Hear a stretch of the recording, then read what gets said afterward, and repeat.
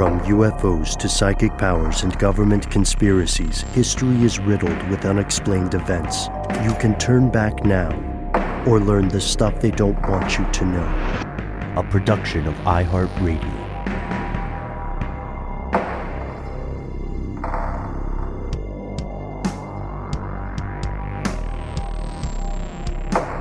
Hello, welcome back to the show. My name is Matt. My name is Noel.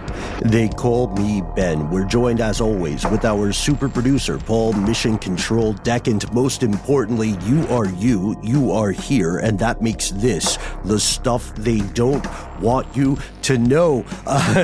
Funny story. Years back, your faithful correspondents here were treated to a strange training day by some ex-Navy SEALs. Do you guys remember this day? Yeah, it made a lot of people really uncomfortable in the office because it was like here's how you disarm somebody and shoot them with their own gun. It was Here's like how stuff you like deglove that. them. Yeah. Deglove. But there was one guy I remember distinctly. His whole point was, you can come up to me with a gun, and if you don't shoot me in the head, I will kill you before you get off your next shot. And I was like, I love you, sir. It was deep water for 9:30 a.m. meeting.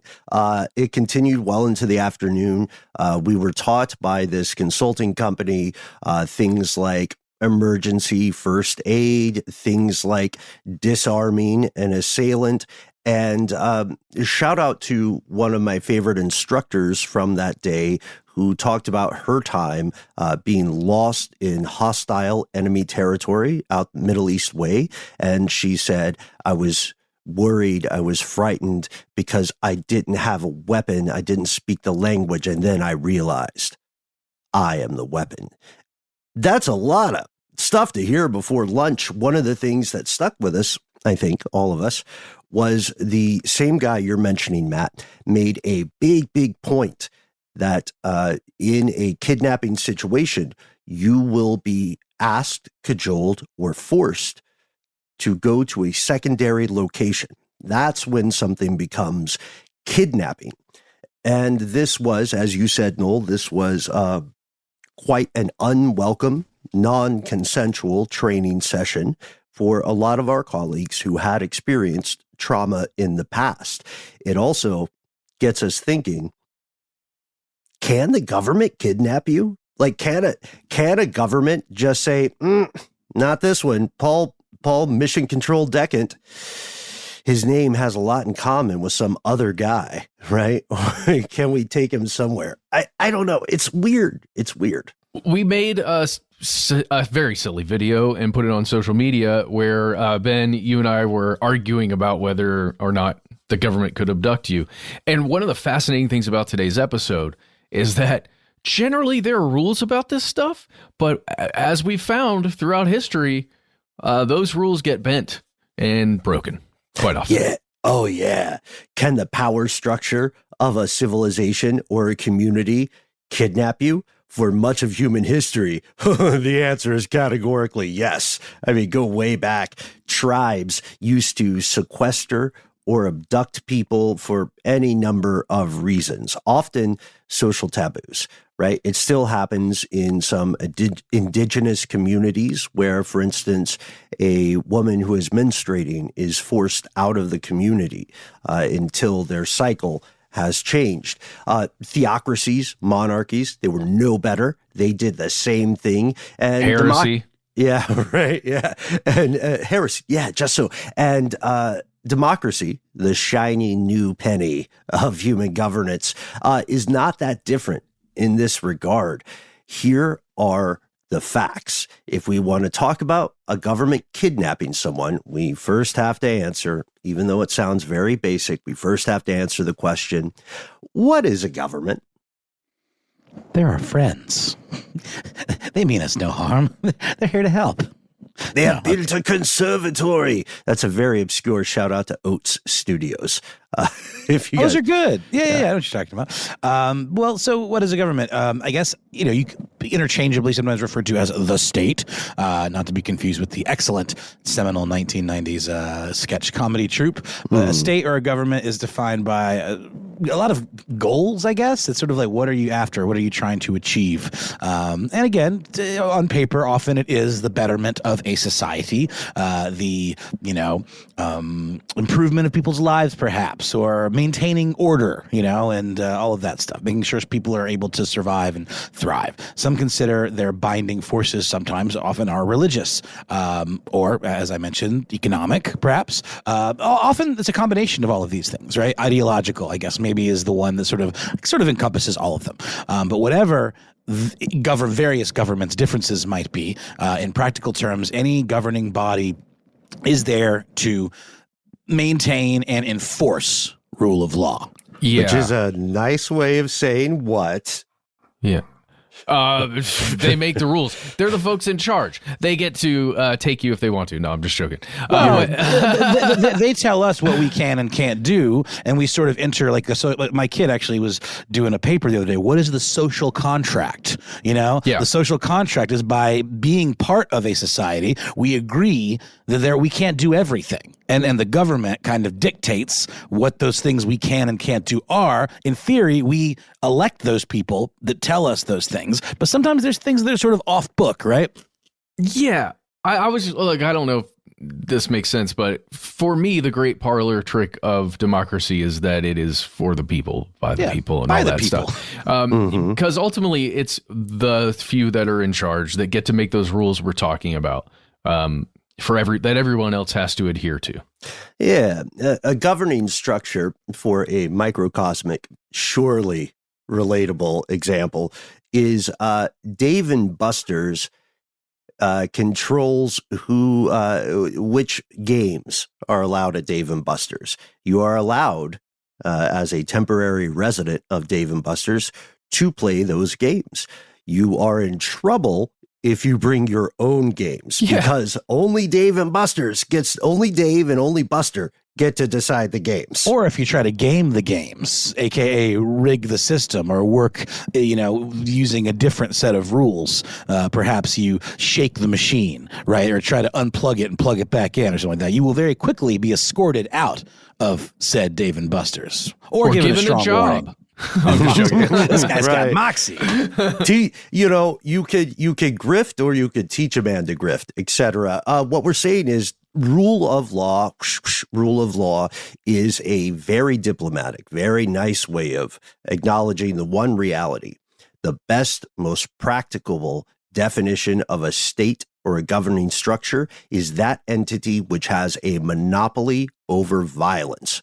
Governments do define what is not or is a crime. I mean, look, if you're a citizen, wherever, in pretty much every country, you cannot just murder someone impulsively. You can't take people's property. You can't launch an invasion on another country, et cetera, et cetera. However, wherever you are right now, your government, we guarantee you, can, has, and will do all of those things. Unless you successfully launch a coup, at which point you then become the government and take on all of those things that we were just talking about. But if you lose, you'll probably be executed or at the very least, kicked out and banished, Mm-hmm. And the plot twist of that horrific Black Mirror-esque statement, as Orwellian as it sounds, yes, the government can do crimes because the government is the defining force of what constitutes a crime. The plot twist is this is not inherently sinister. This is not necessarily bad, which I feel crazy saying. In theory, governments, like you were pointing out earlier, governments only take these actions at the behest of their citizens, and they do so only after a rigorous series of checks and balances. Again, in theory. I mean, think about it. Tribes back in the day would abduct or sequester people for the violation of social taboos, right? Or for the goal of controlling resources, containing rivals. Theocracies did and do, spoiler alert, the same thing, but only with quote unquote approval from whatever their metaphysical authority is. God told us, so it's okay. Right. You mentioned the word taboo, and it reminds me, I just started watching, at the actual recommendation of a friend of the show, Lauren Vogelbaum, a show called Taboo. It's fantastic. It's really, really, really fantastic. great. But it shows some of the stuff we're talking about here in terms of like the East India Trading Company. It becomes a sub-government in and of itself that basically has the latitude to do crimes. Like, you're messing with us. We want this piece of land that you have. We need it. We're going to make you an offer that we hope you can't refuse. Once you refuse it, all bets are off, because they basically were as powerful and sanctioned by the government. So for all intents and purposes, they became an extension of the government. Again, practicable application. It's like, I love that you're mentioning the East Indias, those companies, because whatever derivation they were when in their heyday, they were like, what if the Federal Reserve took field trips? And they did, to great acclaim in court. Monarchies also do the same shisty, creepy, sketchy stuff. And when they would engage in these criminal actions, they would do so because their status quo was under threat. And for those of us playing along at home, the people who were most often abducted or kidnapped by monarchies? Other aristocrats. That was the most direct threat to the status quo because they were very bloodline-oriented people. Shout out to Man in the Iron Mask, which I read it earlier and then I rewatched it. And Leonardo DiCaprio is just sort of the same age in things. Oh yeah, that's true. I only watched it. Sorry, I don't do books. But I'm just joking. The thing I want to point out here is we're talking about theoretically why governments, no matter who runs them or how they got in power, right, do these things for good reason. But I think the closest one in my mind right now that makes sense for today's topic is how monarchies respond, because they're protecting the government, protecting itself, right? So taking action that would potentially be against the law to any other country, or if you looked at it objectively, but for the purposes of that government, this is now legal because we are in danger, or some really important aspect of our operating system is in danger. Agreed.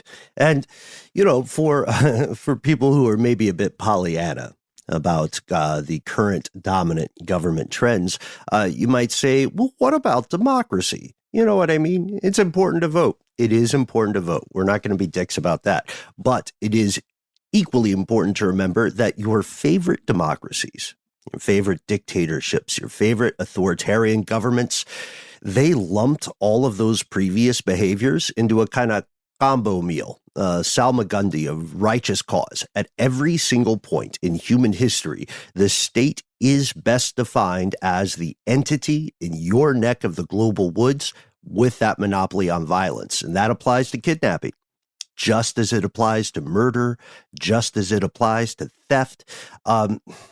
Folks, you are going to hear Matt, Noel, Paul, and I present an extraordinary story, it's a terrible pun, of not just a phenomenon, but a possibly continuing program in which the United States government, champion of freedom, actively kidnapped people from around the world, some of whom remain imprisoned in a legal limbo with no criminal charges as we record this evening.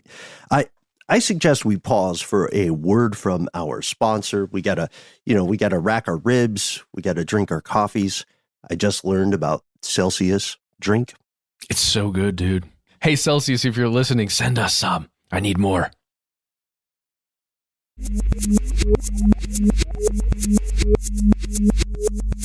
Here's where it gets crazy. Extraordinary rendition. Extraordinary rendition. You look at a rendition and you go, that, my old chap, is extraordinary.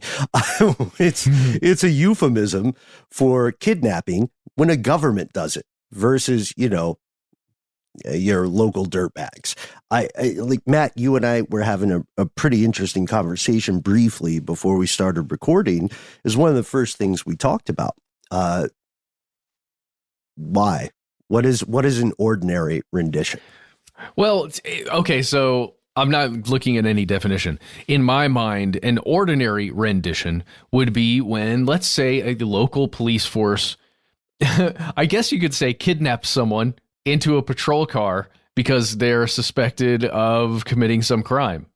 And so they become a guest at a local jail, right? And then they go through, hopefully, a judicial process where they're either released or sent to probably a prison. In my mind, that's a rendition. Just being abducted by a police force that represents the government, whether it's, you know, an entire country, a state, or a local level. Yeah, I agree. Like the jurisprudence teaches us that the concept of rendition is just what you describe, a transfer of people or individuals from one legal jurisdiction to another. And this happens all the time in, you know, criminal cases, like the very lurid stuff. We hear it often, right? When let's say a mass murderer or a serial murderer is apprehended in one state, and then they are taken to another state to stand trial for their crimes in that separate jurisdiction. In an act of highly ordinary rendition. In an act of extremely ordinary, super mids rendition. In the U.S., the phrase extraordinary rendition most often refers to a genre of operations, a genre of programs that spring sort of before the ongoing war on terror, but they definitely powered up Dragon Ball Z style because of this. That's it, Ben. That's totally it. Extraordinary rendition went Super Saiyan during in Afghanistan and Iraq. 9,000, however many thousand. Over 9,000. Oh, yeah. But if you go online, you can find quite a many story about in the 90s, 80s, even before that, where the U.S. government, particularly the CIA, ended up doing these very similar practices, and it was always. Ben, I'm sure you found the same thing. It's always when there is a suspect picked up by some other state government, right?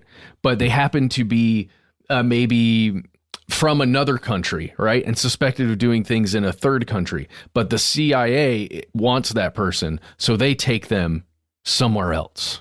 It's always Halloween in America, right? And the company had no compunctions about going trick-or-treat style, door to door with the mujahideen. Yeah. And the costumes are really simple. They're just black bags.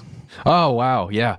The example that you could find right now, just that I'm thinking about, y'all, is when police in Croatia seized an Egyptian national, and then the CIA stepped in and took him somewhere else. But that's crazy. Yeah, it is.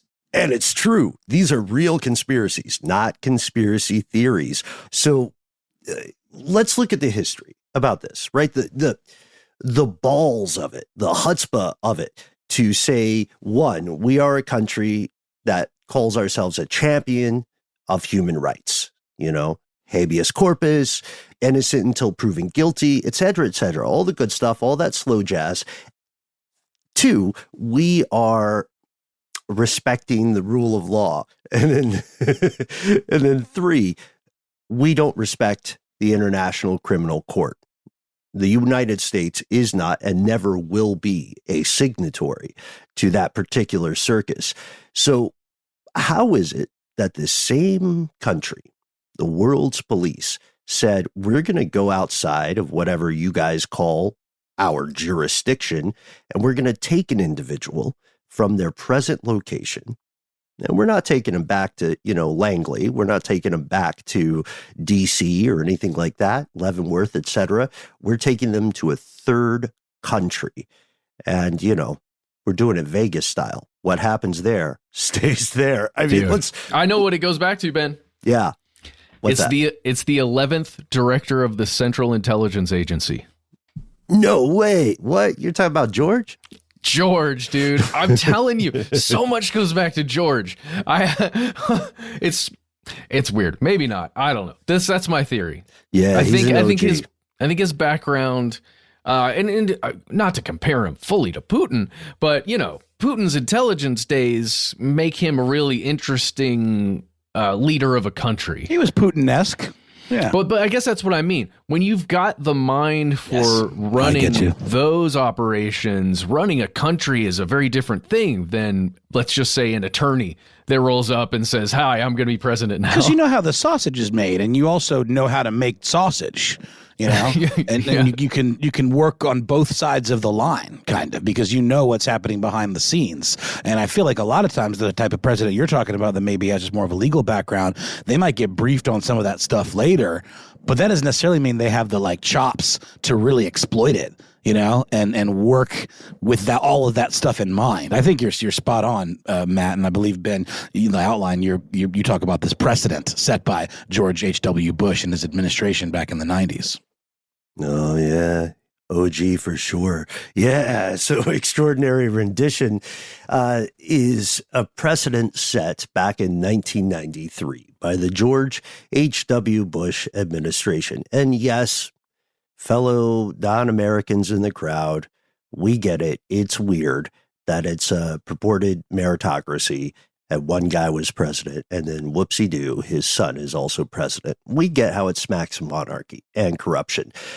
You may be interested to find, by the way, that the pilot program for Extraordinary Rendition continues throughout the false dichotomy of domestic U.S. politics. The Clinton administration, elected in opposition to this George the Elder, the Clinton administration enacted this stuff. They put it into play as sort of a pilot program, a little test. Let's drive it around the block.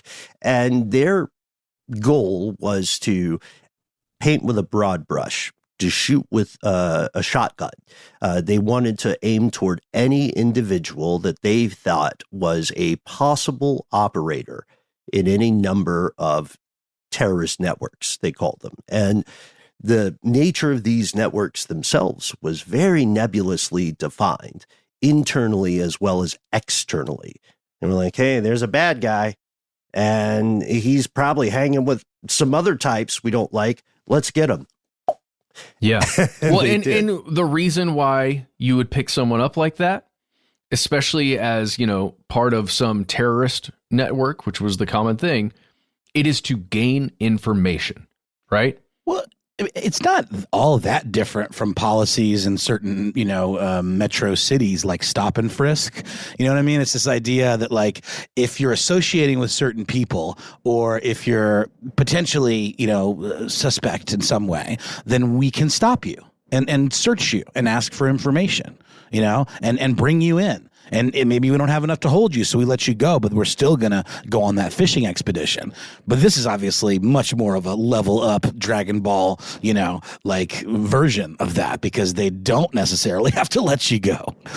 Well, yeah, but and one of the main problems is, or the main reasons that you would use this technique is when you don't have hard evidence to convict somebody, right? So as we're going through this, if I think, and then maybe this is just my opinion, I think if you had hard enough evidence to convict one of these people, anyone who has been extraordinarily renditioned, that it would go through a different process. But in most of these events, it's because you suspect somebody of being a high level person within some organization. You maybe can't prove certain things, and that group you have intelligence that group is going to take part in other activities. You just don't have any details of those activities. So you bring somebody like this in to literally extract everything they know. Check out our earlier conversation, too, folks, on whether or not torture works. I re-listened to that. And I got to say, I come with hat in hand. On behalf of our show, I am so sorry that is still very current and absolutely accurate. It is an absolute bummer of an episode. And everything that you just said, Matt, is 100% correct. There's not there is to this day, to this evening, there is not a solid methodology for these sorts of programs for evaluating the efficacy, the actionability of this intelligence, right? So there's some guy who has some name that you heard about from some other person who may have been tortured. So now you're out to find this person. And surprise, out of more than 8 billion people in the world, there's still like 7 billion something when this stuff was in its heyday. More than one person has the same name. Whoopsie. I was going to ask, like, I mean, I understand that torture, it can yield unreliable results, let's just say, based on what you're saying. Because if you're being tortured, you're going to say whatever it takes to have them stop you. But it can also, if people really do have information, if you torture them enough, they're probably going to tell you. But the question then becomes, how do we know who's giving us the real information and who's we're just torturing until they say something? And it's creating this like wild goose chase scenario, right? Yes, just so. I was going to say, Ben, how would you sum it up? But for me, remembering back to that episode, it is exactly that. Torture doesn't work often for the reasons you want torture to work as a torturer. Yeah. So, I'd agree with that, Matt. The pickle of it is, logically, it is impossible to prove that something would have happened when it did not happen. The ticking time bomb scenario is so popular in the world of fiction and spy novels and all that. That is so rare. Like that is true maybe a handful of times in modern history. It's not so much a case of we've got this bad guy, and there are bad guys. It's not so much a case of we've got this bad guy, we've got, Kiefer Sutherland 24-hour style, a defined window of time to figure out where the bomb is or where the disease is getting deployed. It's much more a case of we have this guy, we know this guy knows someone. So let's play a very evil game of 6 Degrees of Kevin Bacon.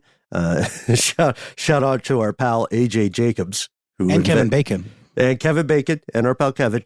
And the idea then is that through these coercive means, this person will reveal something that will be not the solution, but a breadcrumb toward the ultimate goal.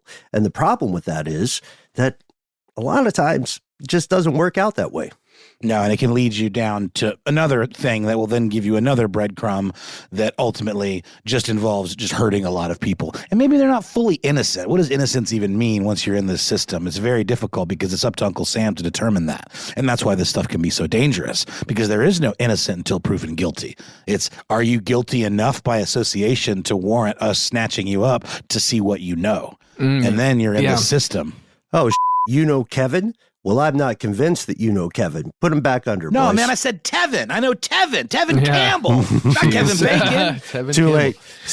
But it gets so much murkier than that, and we'll get into it. And that stuff starts happening a lot more when Extraordinary Rendition evolves. Yeah, when the rubber hits the road, right? So the company, everybody's favorite U.S. company, the Central Intelligence Agency, and they had a 3-part process, right? A sort of, dare I say, middle passage of espionage and of abduction and interrogation. What you would do is, as country one, the United States, acting through intelligence agencies, you would apprehend, kidnap a terrorism suspect abroad. Now, how did you define their activities? What made them a suspect? Any number of things. Wild West, honestly. And the country you capture them in, that's country 2. You would not have them questioned or interrogated or tortured in that country where you snapped them up. You would instead take them to a third country that was friendly with your overall goals, or that owed you a favor, or that wanted you to do them a favor in the future. So, and they had some kind of handy misused airbase, or some abandoned Dave and Buster's, right? Yeah. Take them to take them to Poland, right? Take them to church. Shout out Hosier. So these interrogations included torture, obviously. And to pretend otherwise is to be purposely misleading. Sometimes the people that were being questioned, whether they were or were not innocent, they died as a result of things like stress positions, confinement, forced feeding. Blunt trauma to the legs. Blunt trauma to the legs. Yeah. Head trauma. Also, of course, infamously, waterboarding. I think we're all still waiting for Sean Hannity to make good on his promise to experience waterboarding. I haven't checked in with Sean recently. Look, so the Clinton administration, while acting as though they are enemies of the Bush administration, they're putting this plan into action. They didn't come up with it. And when pressed by the American media, now former President Bill Clinton said, these covert operations are probably illegal, but hey, they're necessary. That's right, folks. We're aiming toward a greater good. And then I imagine he did like a little saxophone arpeggio or whatever. And they were like, yeah, that's awesome. It's like a love theme kind of situation. Yeah. Was that Careless Whispers? It sure is. Yeah, but they're definitely illegal, because if you brought that suspect back to the United States and interrogated him there, that's definitely illegal, right? If you were in another country officially interrogating that suspect in country number 2, wherever they were picked up, and you're the ones interrogating them, I'm pretty sure that would be illegal too. It's a loophole, is what it is, right? Mm-hmm. Yeah, and it's plausible deniability. I mean, well, it's not denying it, but it is definitely a loophole. I mean, okay, so fast forward, the U.S. ostensibly a democracy, a meritocracy. For some crazy reason, because I'm sure he was the best guy for the job, George H.W. Bush's son, one of his sons, George W. Bush, in a burst of creativity, becomes POTUS, President of the United States. Fast forward, the United States experiences attacks on September 11th, 2001. These are attacks by a terrorist group led by Osama bin Laden, bankrolled by factions of the Saudi Arabian government. According to the official story. According to the official story. Outside of Saudi Arabia. They're as surprised as you are. And so when this occurred, it opened the door to insane amounts of military funding. The U.S. public was united in an extraordinary way, and they were on board with this vibe. They were like, look, yeah, laws are good. We're the Whatever champions. It takes. Yeah, we're the champion of laws, but we need to interrogate. We need to find, apprehend, and press anyone as soon as possible. Checks and balances be damned. This is the only way to prevent another disaster. Was that, wait, maybe I'm being a dum-dum. What was the Patriot Act? Wasn't that kind of what opened up a lot of this stuff? Oh yeah, and Patriot Act is a opportunistic consequence. That's right, and it's almost like we've never really rendered it back, like from what that did. No, why would you? I mean, think about like another. Okay, this is very thrifty of me, but think about, for instance, the way airports changed. And the way airlines changed post 2001. Checked bags had a temporary fee, and that fee just never got rolled back. That's right. Anyway, I walked down the runway for that one. But anyway, that's the thing, though. I mean, you can enact some of this stuff under duress or like in a state of emergency, but then it's really hard to put the badgers back in the bag, at that point. It's nearly impossible. And then to your point, Ben, why would you want to? The government, why would they want to? The people, a little different, but then it's too late because it's no longer, the power is no longer with them. If it ever really was, it was an opportunistic move because of the climate that allowed, this situation where people weren't going to balk at it, right? Isn't that mainly what it is? Yeah. Look, I think that there what you just stated is one of the primary reasons the September 11 attacks feel so suspect, because it was a moment in time when the government, the executive branch of the United States, seemed to seize a whole heck of a lot more power than they had before that moment in time. And it's for this kind of stuff, because who's going to force the executive powers to have fewer powers except for someone outside of the executive powers, right? Un-American. The very proposal, un-American. Arrest this man. Arrest every Matt Frederick around. Oh, there's so many. All right, we'll get all of them just to be safe. That's literally what happened. So wallet wide open. I agree with everything you're saying. Wallet wide open. Uncle Sam and friends go on a merry and evil path across the world. They conduct a global sweep of anyone they consider a suspect of terrorism, both being nebulously defined.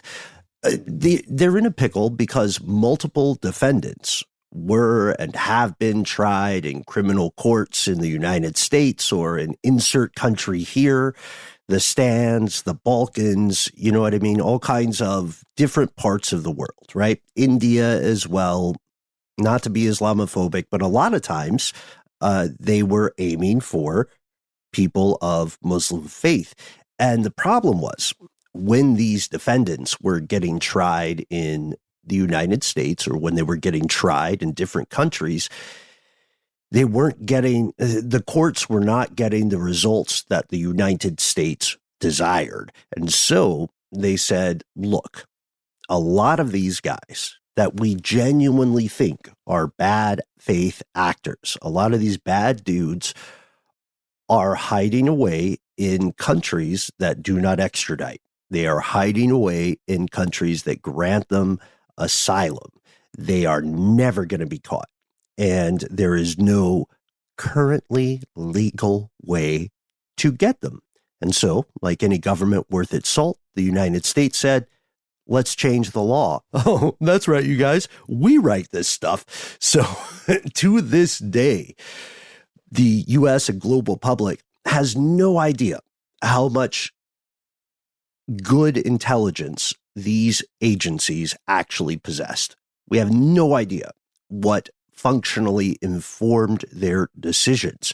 The logic of these black site operations was, when you think about it, itself a black box as a result. And then also, you know, in 2004, when the U.S. public started getting a little sour on this, the U.S. Supreme Court conveniently decided that, quote, government agents are immune from civil or criminal liability for their official conduct abroad, which is a crazy thing to say. That ruling comes from Sosa v. Alvarez McCain. The idea was, look, if you're doing your job and you work for the good guys, you work for Uncle Sam, then do what thou wilt in service of the greater good, which is not the way you should write a law. No, it is not. And just quick shout outs for anybody who wants to dig deep into this specific moment or these moments in time. And just before that, in like early 2003, shout out to I think her name is Carlotta Gall from the New York Times. That's somebody who was extensively reporting on this very subject. And also New York Times did a bunch of reporting on this stuff right around that time. But there are several other outlets, a lot of other people. Check that out for sure. And just before we move on, I would suggest everybody watches this documentary that you can find right now. If you're a Prime member, it's free. You can watch it. It's called Taxi to the Dark Side by Alex Gibney. It will make you extremely uncomfortable, and it is upsetting to watch, but it goes over this exact thing that Ben is describing here, just in too much detail. It's important detail. I'm really glad you shouted that out because more people need to be aware of these things. This is the stuff they don't want you to know. I mean, the practice of extraordinary rendition accelerated to unprecedented levels. You could even make the argument that the Bush administration, I'm sorry, again, there's two. That's weird. The earlier one, they probably didn't see this coming. They probably didn't know what kind of automation they had enabled. The U.S. essentially needed to, and beat me here again, Paul, the U.S. needed to prove some gangster. They needed the world to know anyone can get it. Wherever you are, you can be touched. It was as if Uncle Sam said, you guys want smoke? What a coincidence. You and everyone you know happen to be sitting in the smoking section. So holler at me, you know? Oh, I thought you were going to say is on fire, currently, and you're holding a flamethrower. No. I think the subtler, the better. Walk softly and carry a big stick. Mm-hmm. And so we're going to pause for a word from our sponsor, and then we'll return to some more extraordinary renditions, assuming we're still here.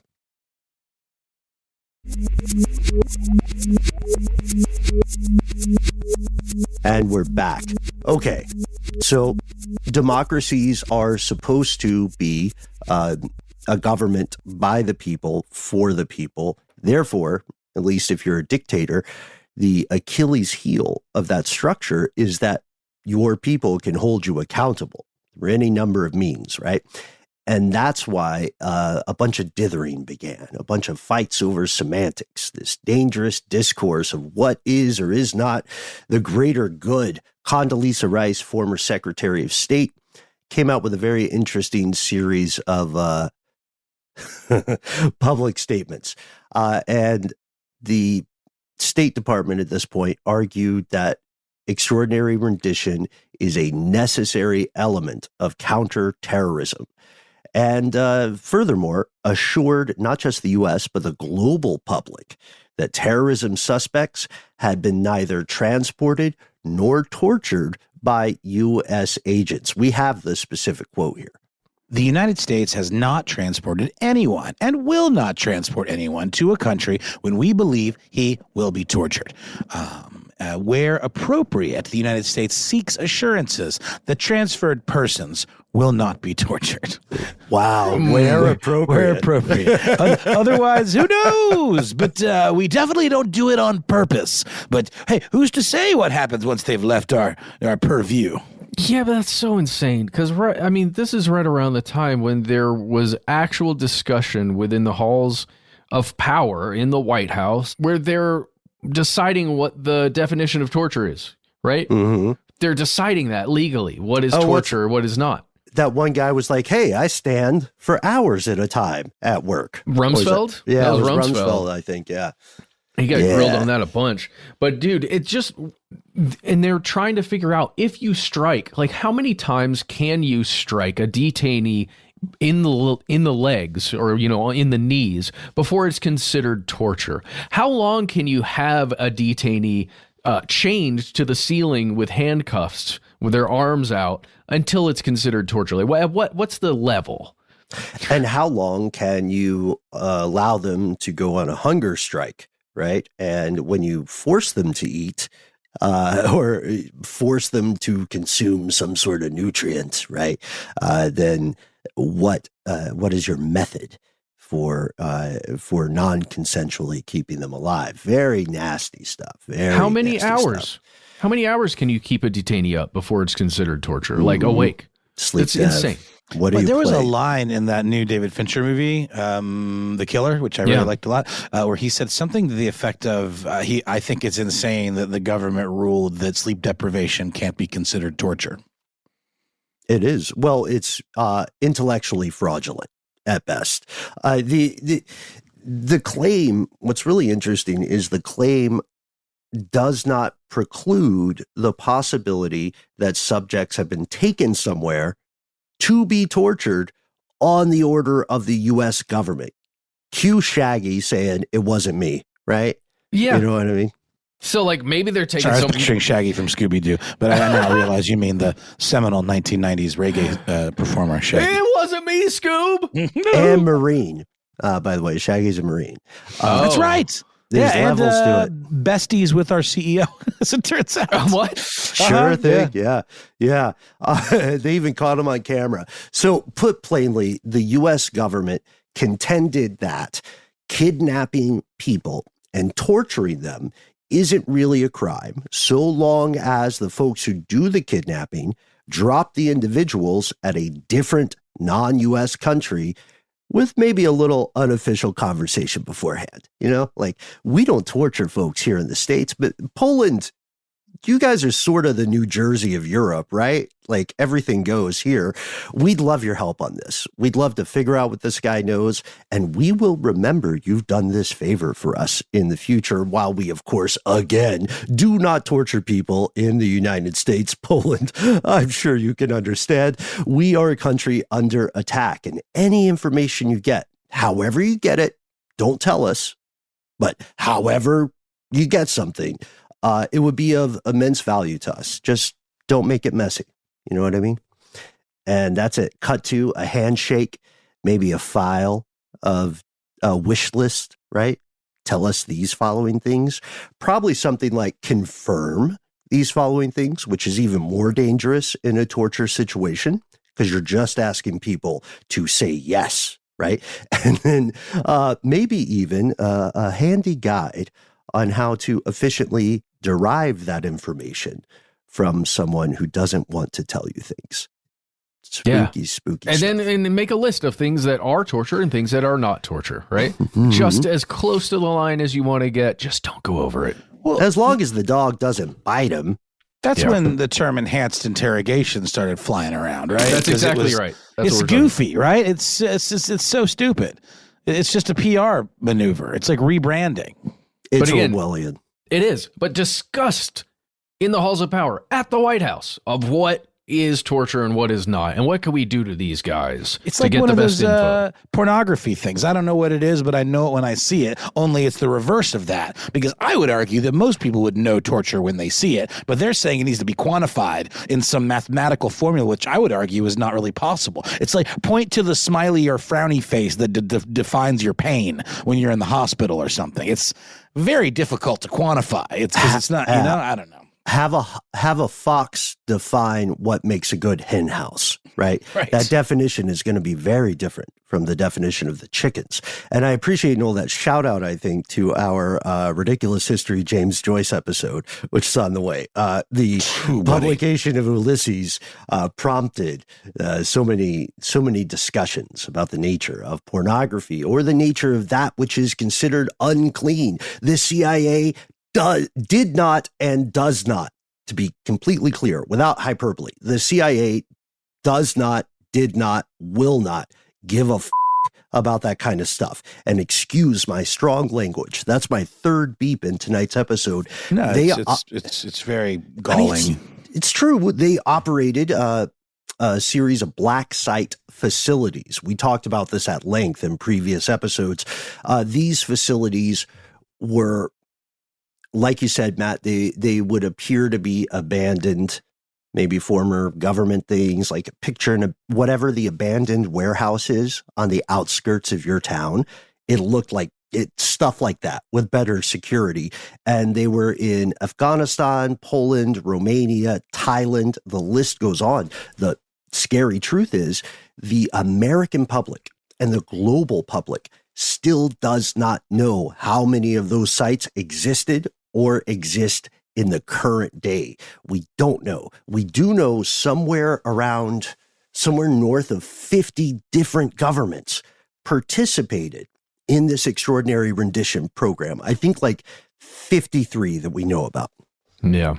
Just to add one little detail, or just a couple. You think about Bagram, it was an air base. It was a Soviet air base, right? A place called Bagram, where it was a black site where people were interrogated and tortured and killed. And, think about Abu Ghraib. It was, again, a base that was kind of repurposed, and parts of it that still functioned were used to interrogate and house people. Guantanamo as well, right? An episode all its own. And it wasn't until like footage and stills and stuff of the treatment of prisoners in those facilities started coming out that tide of public opinion started to turn a little bit. But again, by this point, it was too late, Well, it's all at the same time. 2003, 2004, when all of this we're discussing right now is happening, including the photos from Abu Ghraib coming out, like the human pyramids and the horrible, horrible things that were done to human beings. Nightmare fuel, man. It's bonkers. You're right. The U.S. public was, thanks to independent media, to be honest with you, the U.S. public was starting to get tired of this notion. What did we let you world's do? police? They were starting to get tired of this notion of being the world's police, and they had again noticed the rise of everything Eisenhower warned people about: the military-industrial congressional profiteering. It's a practice dating back to the foundation of the United States. It happened. The United States was isolationist during the beginning of World War I. The United States, pre-Pearl Harbor, had some really serious questions about why they should involve themselves in a global war. And other countries in this time, like in the time you're describing, Matt, other countries felt their sovereignty was under threat by this program. There were global investigations. Our neighbors to the north, Canada, they were super pissed because their sovereignty was violated by one of these rendition programs. Multiple European, North African, Middle Eastern theaters were also understandably upset. Washington needed to respond, right? And so in 2009, we've got a different administration now. This is the Barack Obama administration, again, in apparent opposition, right, to the other side of the political aisle. The Obama administration did all the same stuff. They did the same stuff that Clinton and H.W. Bush and W. Bush, that's still gross. They did all the same stuff these previous administrations were doing, and they issued an executive order that was meant to quell growing concerns. They said, all right, you guys, seriously, you guys, this time for serious? No torture. Yeah. For cereal. We mean it this time. For cereal. We're going to pull back on the torture, and we're going to get a lot more drone killing going on. Right. Yeah, we're gonna screw up some weddings. We'll tell you that much. But they also said we're going to start a task force. Okay. We're starting a task force, American public, to explore options for what to do with these terrorism suspects. Put plainly, the people responsible for kidnapping civilians across the planet promise to investigate their own behavior. Tight, right? Dude, that's exactly what they did back in 2004, and they found out it was a couple of bad apples at essentially prison complexes that they were running, like Abu Ghraib, when those photos came out.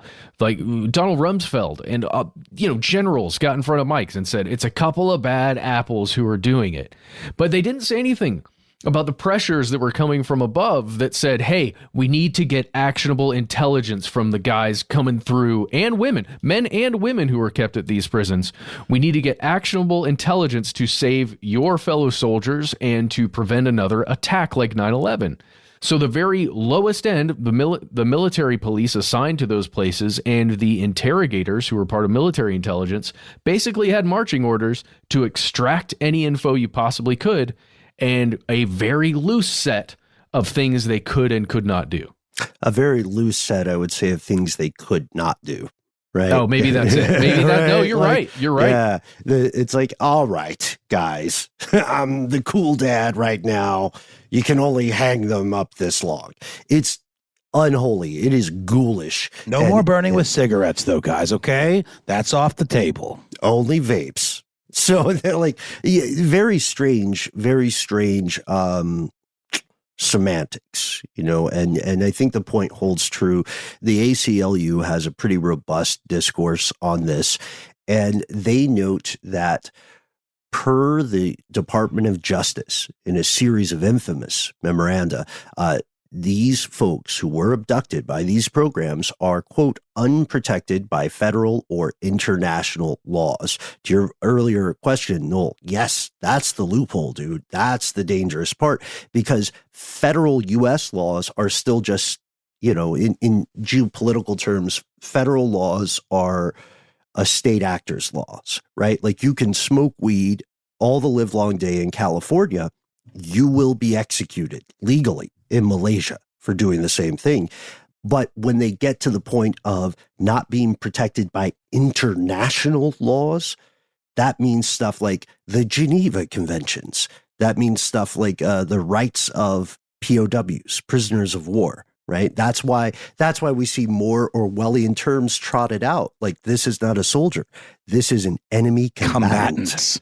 Yeah. And a lot of that stuff is so toothless anyway, because it's so easy to, like, oh, we said no burning with cigarettes. You didn't say anything about clove cigarettes, I mean, there's always some way around it. And these reclassifications and just kind of linguistic jujitsu, it makes your head spin. Guys, I want to get this thought out and see if it makes sense to you guys. I think when this concept originated, right back to George H.W. Bush, he's thinking, as CIA, he's thinking abducting a single person, using everything we've been talking about here, maybe enhanced interrogation, maybe even torture, but on a single individual, where the company is seeking very specific information about either a group or a potential singular attack or, some cell, but they're interrogating one person. I think when it originated with that group of people and with George H.W. Bush at the head of some of those ideas, or maybe at least the signer of some of those ideas, when it evolved into the thing that his son was dealing with a war where now you've got a prison system running that very concept, right, of a single individual undergoing those things, right, to extract information. I think it was just a whole other bag of badgers, because now think back to the Stanford prison experiment, think back to what psychologically occurs when inside a prison rather than just a singular interrogation room interaction, right? I think that's the major change that occurred in the thing that the originators didn't think would happen. The exception became the rule, right? Became the practice. The pop-up shop that was meant to be around for an afternoon became a franchise, right? Yeah, well, because in the one person example, you've got probably a seasoned interrogator who's been interrogating suspects for the entirety of their career. But in the prison system, it's literally military police that do not know what exactly the rules are. They're given a very loose set of objectives, and the main objective is get information from this person. And we know, yeah, that's well put. And I agree with you. We know folks who have been involved on the U.S. side in these sorts of pursuits, in these activities, people who have conducted interrogations, and they are not supervillains, right? They're not assholes or whatever. They're people who are trying to do a job in a good faith effort. And the problem is the rules of the road keep changing, and the demands, the expectations, the goal of the mission keeps changing. And at some point, when things go wrong, all of a sudden, there's no one at the wheel, which is, again, another problem with programs like this. There is no strong impetus to close this massive loophole, this massive shaggy, it wasn't me kind of passing the buck. It's a phenomenon that will continue, not just in the U.S., but in any government with the power to do so. Even now, in 2023, as we record this evening, this is a genuine conspiracy. This is an attempt, quite successful, honestly, to skirt the rule of law. Consider the United Nations legendary bars these guys are spitting. Here's a real sexy thing they wrote. It's called the United Nations Convention Against Torture and Other Forms of Cruel, Inhuman, or Degrading Treatment. It says, point blank, it's illegal to do any of this stuff. Like, it's super duper illegal in the world, in the opinion of the world's government. It's super illegal to kidnap people and then to torture the heck out of them, and then use that to find and torture more people. The U.S. Congress agreed with this. They ratified that convention back in 1992, before old OG George, I guess we could call him, son of Prescott, came in 93 and said, asterisk, caveat, what if? And Ben, you have a little mention in the outline of stuff we didn't get to, and I just thought we should maybe get to it for 5 seconds. Just the idea of these type of operations being completely incorrect in who they're targeting. Erroneous rendition. Erroneous rendition. There was a film, I believe, in 2007 called Rendition about that very thing. About a suspect that's basically they grabbed the wrong guy and someone just disappeared. And the wife asks the senator for help, and that therein lies the plot of the movie. I think it's got Jake Gyllenhaal and Meryl Streep and Reese Witherspoon in it. But I think it was based on a real thing that happened, and these types of things happen all the time. Oh, I don't know, maybe not all the time, but more than you'd like to think. Well, yeah, A Taxi to the Dark Side is based on this guy named Dilwar, who was a taxi driver that literally picked up 3 guys and then took them back to his hometown. But on the way, they stopped by what they called a fire base.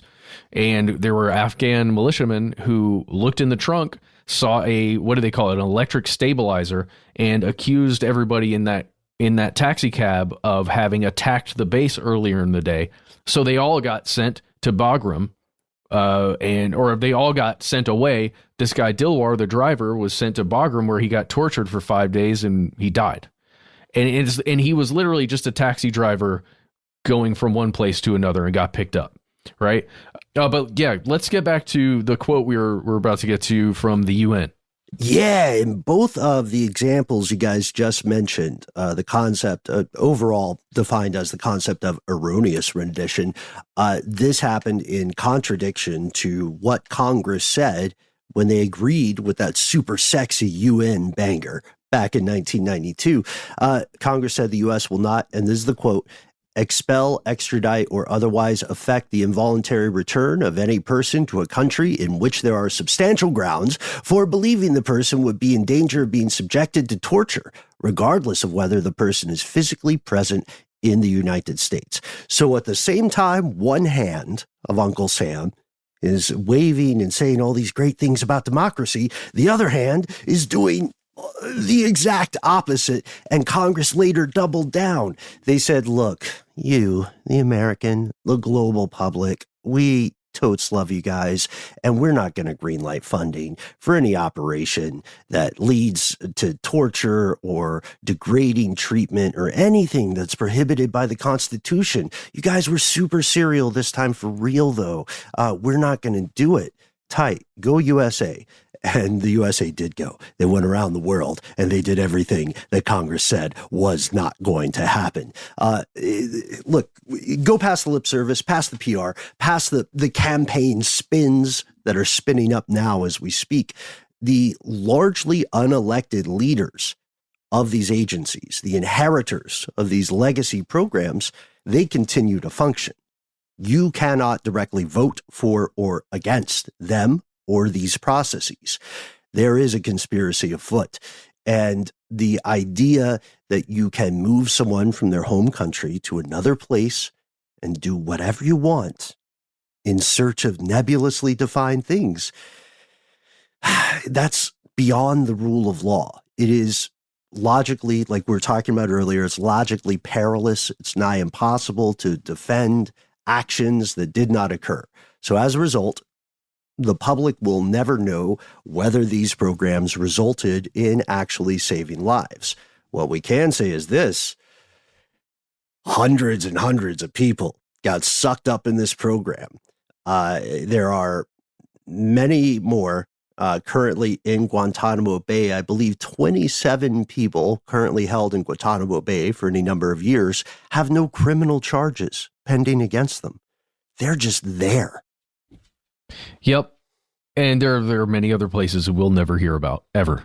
Never. Not once. It's crazy. And, as such, if we're asking in good faith, as such, we cannot fault anyone, American or otherwise, who understands this information and says, has the United States, in these pursuits, has the United States become the same monster it originally proposed to hunt? And that's a terrifying question. We don't know the answers. We would love your opinion. We have a lot of people in the audience this evening who have some familiarity of one sort or another with this stuff, and we want to hear from you to the degree that you are safe and comfortable doing so. We have a number of ways you can contact us. That's right. You can find us at the handle Conspiracy Stuff, where we exist all over the internet, specifically on YouTube, Facebook, and XFKA Twitter. You can find us at the handle Conspiracy Stuff Show on Instagram and TikTok, which apparently the kids are really into. Some of them. Not my kid. No, he's just not old enough yet. No screens allowed in my house. Hey, you can give us a call. Our number is 1-833-STDWYTK. When you call in, it's a voicemail system. Surprise. You've got 3 minutes. Give yourself a cool nickname and let us know if we can use your voice and message on one of our listener mail episodes. Hey, and if you've got ideas, stuff to send, links, any of that, why not instead send us an email? We are the folks who read every single email we get. Send us those links. Send us those photos. Take us to the edge of the rabbit hole. We'll do the rest where we are. Conspiracy@iHeartRadio.com.